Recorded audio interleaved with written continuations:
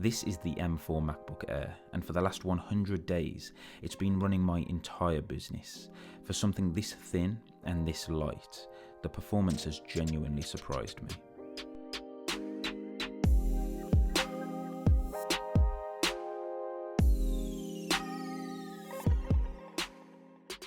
I went for the silver variant, very classic Apple, and honestly, it looks even better in person. It's clean, it's minimal, and timeless. This thing is incredibly light and incredibly thin, and choosing the 13-inch model has made a huge difference to how portable it feels. It weighs just 2.7 pounds, and day to day, it really shows. I can throw this thing into my bag, and most of the time, I barely even notice it's there. From a design perspective, I genuinely don't think there's anything else quite like this. It feels solid, it feels well built and premium, exactly what you would expect from Apple. The display is a 13.6-inch LED backlit panel with up to 500 nits of brightness, and for what I do, it's been excellent. Yes, the bezels are slightly thicker than what you would find on Apple's Pro laptops, but if you haven't used a Pro side-by-side, you honestly wouldn't notice, and in real-world use, it hasn't affected my experience at all. For editing content, watching videos, and general day-to-day work, this screen has been spot on. Colours are great, brightness is more than enough indoors, and I've never felt limited by it. I genuinely can't fault this design or display in any sort of way. As a content creator, I suppose the only real thing I miss is an SD card slot. If Apple ever found a way to add that into their Air lineup, I think this would be close to the perfect design. Not having it means I'm carrying a dongle with me pretty much everywhere I go, but that's a small compromise when the laptop itself is this well designed and this portable. The typing experience is another standout. The keys feel great to type on and aren't nearly as shallow as older MacBook Airs used to be. I actually enjoy typing on this so much that when I hook it up to the studio display, I still use the built-in keyboard. I keep the MacBook open directly under the display, and paired with my MX Master mouse, it's honestly one of my favourite desk setups when I'm getting work done. The trackpad is also perfect, best in class, exactly what you'd expect from Apple, and even the speakers have surprised me. There's no dedicated speaker grills like on the Pro models, but the volume and clarity are still really solid for a laptop this thin. And all of this, the thinness, the lightness, the design, makes what this Mac can actually do even more impressive. Let's talk about performance, and I'll start with the model I actually have. This is the M4 MacBook Air with a 10-core CPU, 10-core GPU, 16GB of RAM, and a 512GB SSD.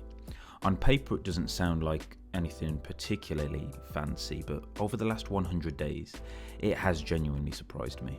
To give you some context, this Mac is running my entire routine. I'm currently producing short-form videos every single day, Monday to Friday, and then working on my long-form YouTube video over the weekend, ready to upload on Sunday night. This Mac is responsible for everything: planning in Notion, script writing when needed, editing short-form content during the week, and editing the long-form videos at the weekend. On top of that, it comes to work with me during the day and is used to help me teach in school. It's constantly being used. The first thing I noticed was battery life. It honestly never seems to run out.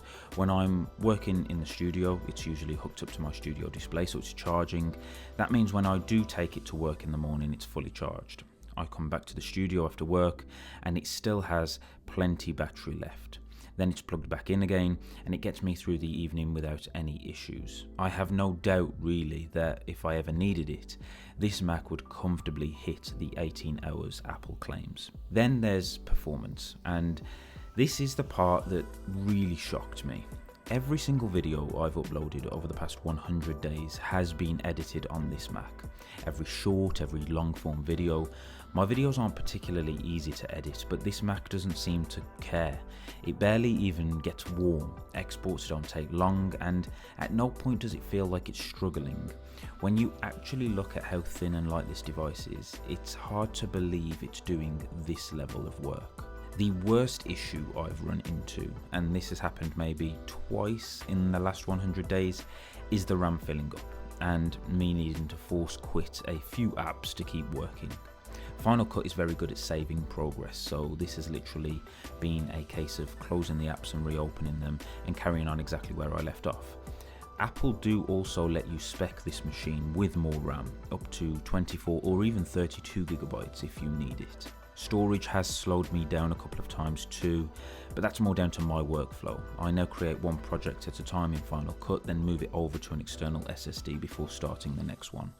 And again, if you need more internal storage, Apple lets you spec this thing all the way up to 2 terabytes. Honestly, if you were to spec up the RAM and storage, I don't think I'd ever need to use another Mac, which is kind of ridiculous when you think about what this machine is supposed to be. This is meant to be the Mac you buy as a uni student to take notes and do research. But with M4, Apple have turned it into a literal professional grade machine. After editing long form videos for hours and then exporting them, I've put my hand on this Mac and it's barely even warm. It's crazy. If you are a content creator who wants the portability of the MacBook Air, but the kind of power that you'd normally associate with a pro grade laptop, this is honestly the device for you. I can't really speak on third party apps. I know Final Cut is heavily optimized for Apple hardware, but if you're someone who uses Apple's own apps for professional grade work, this Air will genuinely surprise you. At this point, I wanted to show you a quick performance demo, just to give you a real feel for how this Mac handles my actual day-to-day workflow. What you're seeing here is me editing one of my short form videos, exactly how I would any other day. I've got several apps open in the background, I'm working inside Final Cut Pro, and I'm editing from a library that's full of my most recent shorts, with footage imported directly from an SD card using a dongle. These videos obviously aren't as demanding as my long form content, but that's kind of the point. This is the work I'm doing every single day, and this is where consistency and responsiveness really matter. You'll see me dragging 4K footage straight into the timeline, adding transitions, making color adjustments, using titles, applying Ken Burns effects, and then exporting the final clip. I usually work with Final Cut set to better performance, but I'll often switch to higher quality when I want to properly check out how clean everything looks before exporting. Even then, playback stays smooth, the timeline feels responsive, and nothing ever feels like it's slowing me down. Exporting these clips barely takes any time at all, and as soon as it's done, the Mac is ready to go again. From there, I can airdrop the file straight to my iPhone and then upload it to social media.